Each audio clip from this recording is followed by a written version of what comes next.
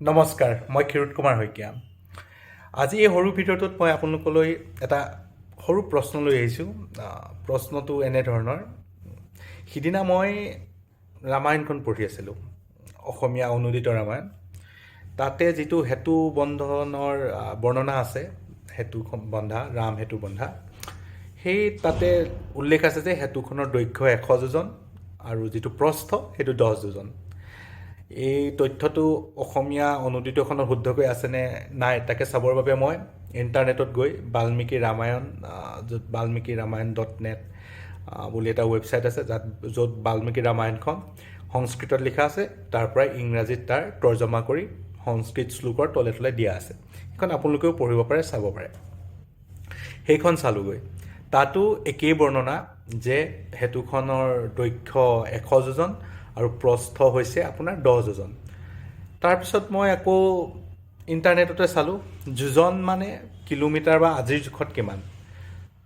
বিভিন্নজনে বিভিন্ন জোখ দিয়ে, 4 মাইলৰ পৰা 6 মাইল। তাৰ ভিতৰত বেছিভাগে গ্ৰহণ কৰা মতটো হ'ল 6 মাইল বা 12 কিলোমিটাৰ ওচৰে পাজৰে। 100 যোজন যিটো হয়, তেওঁলোকে সেইটো 100 যোজনটো কিলোমিটাৰলৈ নিলে 1200 কিলোমিটাৰৰ ওপৰত ওলায়। আৰু তেনেদৰে প্ৰস্থটো আপোনাৰ 10 যোজন হ'লে আপোনাৰ 100 কিলোমিটাৰৰ বেছি আপোনাৰ বহলেই হ'ব, 120 কিলোমিটাৰেই ধৰক। গতিকে সিমানটো দূৰত্ব ভাৰত আৰু শ্ৰীলংকাৰ মাজত হয় জানো?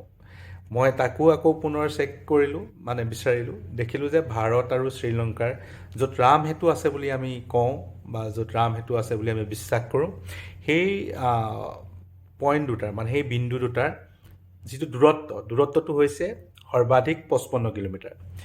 গতিকে ৰামায়ণৰ যিটো তথ্য সকলোতে দিয়া আছে 100 যোজন আৰু 10 যোজন, সেইটো কেনেকৈ সম্ভৱ বা কেনেদৰে ই সম্ভৱ, সেয়াই মনলৈ অহা প্ৰশ্নটো। যদি আপোনালোকে কোনোবাই ইয়াৰ ব্যাখ্যা জানে বা ইয়াৰ উত্তৰটো জানে, মন্তব্য দিব বুলি আশা কৰিলোঁ। ধন্যবাদ।